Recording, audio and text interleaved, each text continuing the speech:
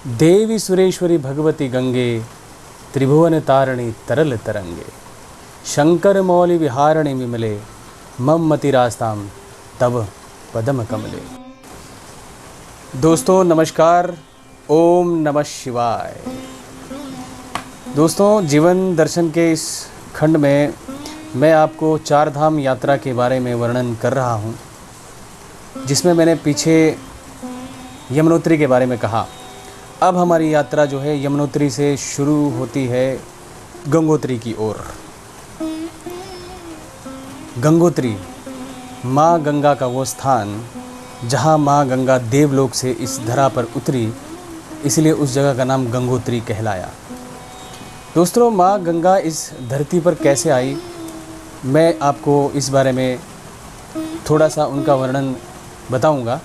लेकिन पहले हम यमुनोत्री से गंगोत्री कैसे जाया जाए और रास्ते में आने वाले कौन कौन से पड़ाव हैं, इस बारे में आपको बताऊंगा। दोस्तों, यमुनोत्री दर्शन के बाद हम बड़कोट में आके रुके थे। बड़कोट से उत्तरी के बीच में उत्तरकाशी नामक एक स्थान आता है, जहाँ पर हम रात्रि विश्राम करते हैं, क्योंकि यहाँ पर काशी विश्वनाथ जी का स्वयंभू मंदिर है, जो कि कहा जाता है कि भगवान परशुराम ने इस मंदिर का निर्माण किया था। गंगोत्री से पहले इस मंदिर में दर्शन करने का नियम है। इसे सौम्य काशी भी कहा जाता है और पुराणों में केदारखंड में इसका उल्लेख कई बार आया है। महाभारत के एक खाते में भी इस का वर्णन किया गया है, जिसे बाड़ाहाट कहा गया है। उसी बाड़ाहाट को काशी विश्वनाथ जी का मंदिर कहा जाता है।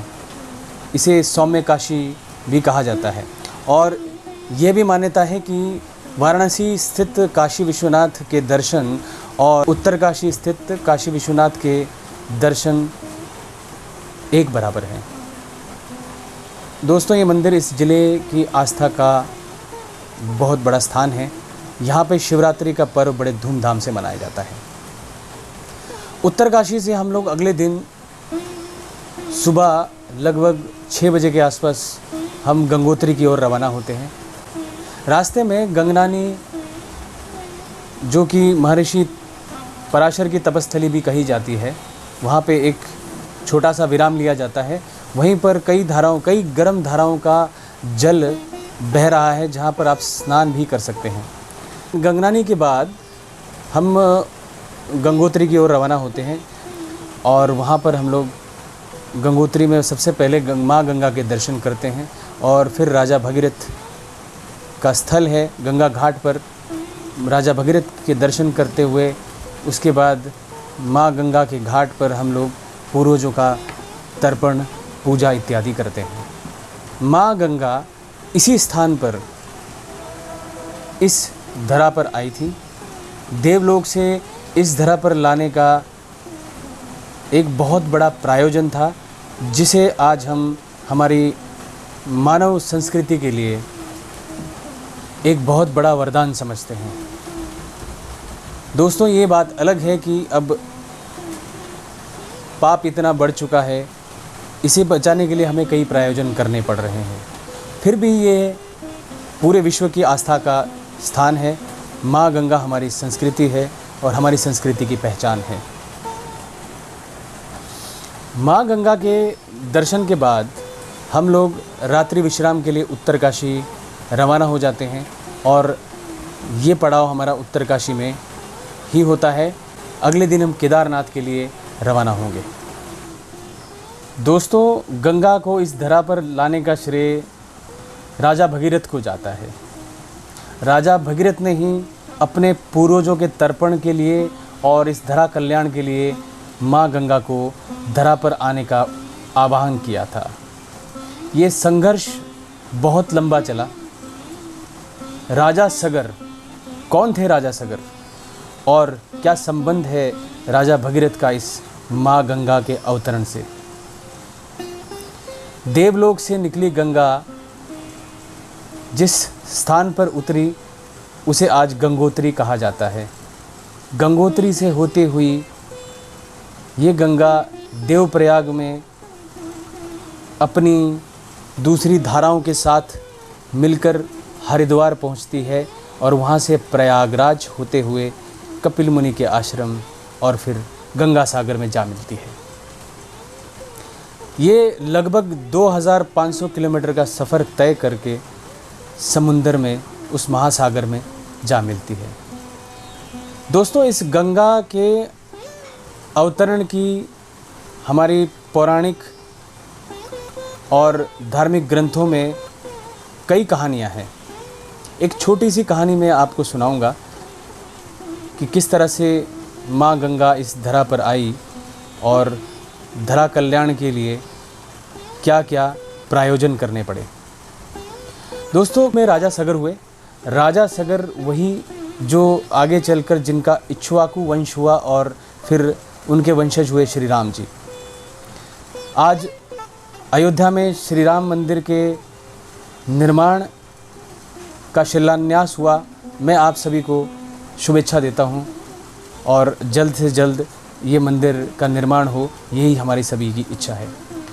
दोस्तों, राजा सगर कलयुग में सबसे प्रतापी राजा माने जाते थे, परंतु उनकी कोई संतान नहीं थी, इसलिए वो दुखी रहते थे। उनकी 2 पत्नियां थी, सुमति और केशनी।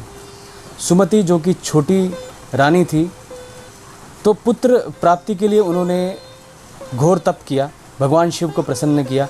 भगवान शिव ने पुत्र प्राप्ति का वरदान दिया। कुछ समय के बाद छोटी रानी को ईर्ष्या हुई कि मेरे पुत्र को क्या मिलेगा, क्योंकि राजवंश का नियम तो यह है कि बड़ी रानी के पुत्र को ही राजपाट दिया जाता है।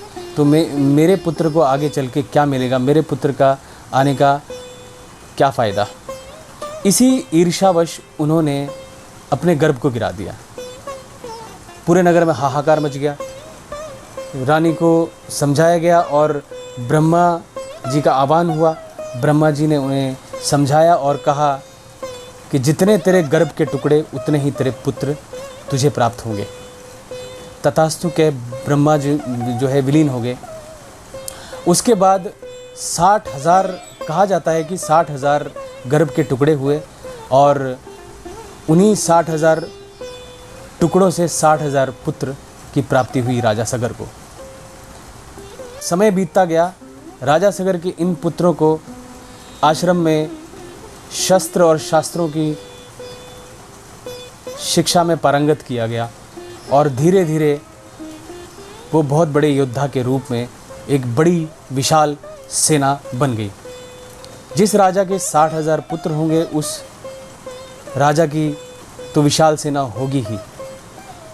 इसी विचार के तहत उन्होंने अश्वमेध यज्ञ करने का संकल्प लिया।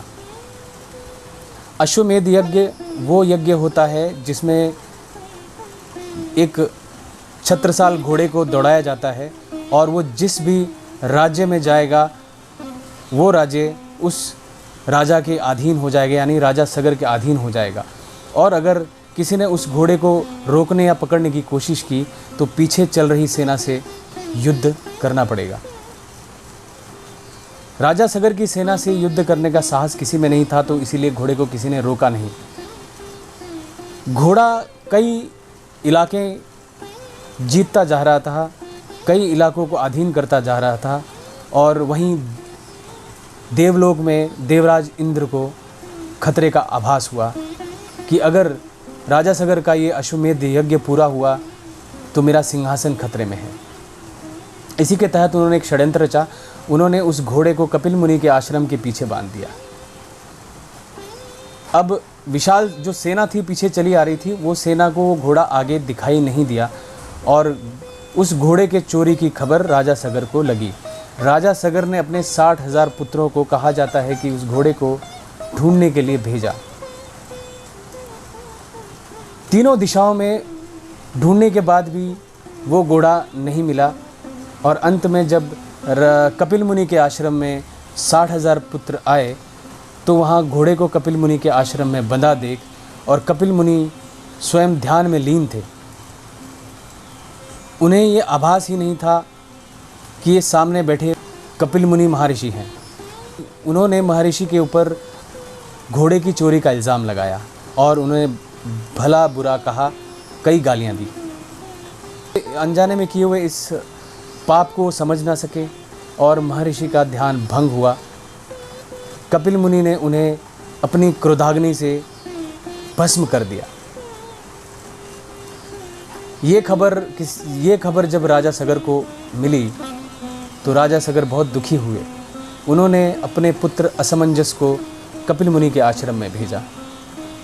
कपिल मुनि के आश्रम में जाते ही उन्होंने कपिल मुनि के क्रोध को शांत किया और उन्होंने अपने इस यज्ञ का विस्तार पूर्वक प्रायोजन बताया। उसी के तहत उन्हें ये पता चला कि ये सब देवराज इंद्र का षड्यंत्र था, जो कि इस यज्ञ को रोका जा सके। ये सब पता चलते ही कपिल मुनि शांत हुए और फिर उन्होंने उपाय बताया कि इस धरा पर इनके तारण के लिए कोई जलधरा नहीं है। आपको देवलोक से गंगा को इस धरा पर लाना होगा। ये सुनकर असमंजस घोड़े को लेकर राजा सगर के पास गए। राजा सगर ने किसी तरह से इस यज्ञ को पूरा किया और राजपाट छोड़कर जंगल की ओर तप करने चले गए। माँ गंगा को इस धरा पर लाने के लिए उन्होंने घोर तप किया, लेकिन माँ गंगा धरा पर नहीं आई। और उसके बाद उनके पुत्र असमंजस के बाद उसके पुत्र अंशुमन के बाद दिलीप एक एक करके गंगा को धरती पर लाने के लिए तप करते गए, लेकिन गंगा धरती पर नहीं आई और सारे राजा मृत्यु को प्राप्त हुए। राजा दिलीप के बाद राजा भगीरथ आए। राजा भगीरथ ने देखा कि माँ गंगा इस धरा पर क्यों नहीं आ रही है। उन्हें ये ज्ञात हुआ, उन्हें ये पता चला कि माँ गंगा जो है विष्णुपदी है। तो उन्होंने विष्णु का घोर तप किया और अपने तप के बल पर उन्होंने भगवान विष्णु को प्रसन्न किया। भगवान विष्णु ने उन्हें वरदान के रूप में माँ गंगा को धरती पर ले जाने का उपाय बताया। उन्होंने कहा कि माँ गंगा ब्रह्मा की पुत्री है, तो उनकी सहमति भी इसमें चाहिए। राजा भगीरथ ने फिर तपस्या प्रारंभ की और ब्रह्मा को प्रसन्न किया। ब्रह्मा ने उन्हें गंगा को धरती पर ले जाने की सहमति जताई, लेकिन उन्होंने ये भी कहा कि गंगा का वेग कौन सहेगा। मुझे ये खतरा है कि गंगा जो है इसके लिए आपको महादेव शिव को प्रसन्न करना होगा। राजा भगीरथ ने भगवान शिव की तपस्या की और भगवान शिव से अपना प्रायोजन बताया। भगवान शिव ने धरा कल्याण के लिए किए गए काम को करने के लिए कहा कि जाइए, आप गंगा को कहिए कि मैं स्वयं कैलाश में अपनी जटाओं को फैलाए खड़ा हूँ, आप इस देवलोक से इस धरा पर आएं। गंगा को क्योंकि अपने प्रचंड वेग का बहुत घमंड था।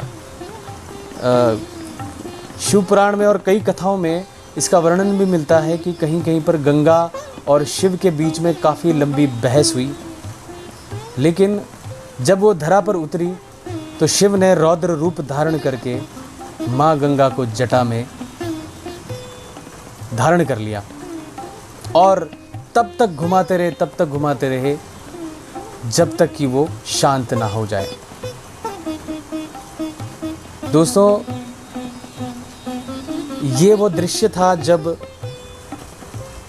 महाशिव का महाशक्ति से मिलन हो रहा था। उसके पश्चात जब गंगा को बाहर निकलने का कोई रास्ता नहीं मिला, गंगा शांत हुई और उन्होंने भगवान शिव की अधीनता स्वीकार करी और उसके बाद भगवान शिव ने 7 धाराओं में उसे छोड़ा। उत्तराखंड में ये 5 जलधाराएं हैं। जो राजा भगीरथी के पीछे चली वो भगीरथी कहलाई, और जो अलकापुरी से निकली बद्रिकाश्रम होते हुए देवप्रयाग तक आई वो अलकनंदा कहलाई। देवप्रयाग में ये भगीरथी को मिलके गंगा कहलाई। बाकी नदियाँ मंदाकिनी, पिंडार गंगा, धौली गंगा आदि नदियों पे भी प्रयाग स्थित हैं, जिन्हें इस 4 धाम में आप इन 5 प्रयागों के दर्शन कर सकेंगे।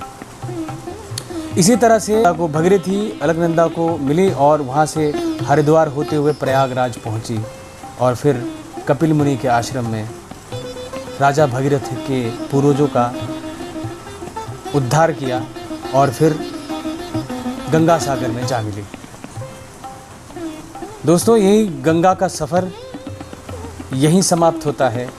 इन्हीं छोटी छोटी कथाओं के माध्यम से मैं आपको चार धाम यात्रा के बारे में समझाऊंगा। आशा है कि आप सभी को अच्छा लगेगा और आज का वर्णन मैं यहीं पे समाप्त करता हूँ। ओम नमः शिवाय।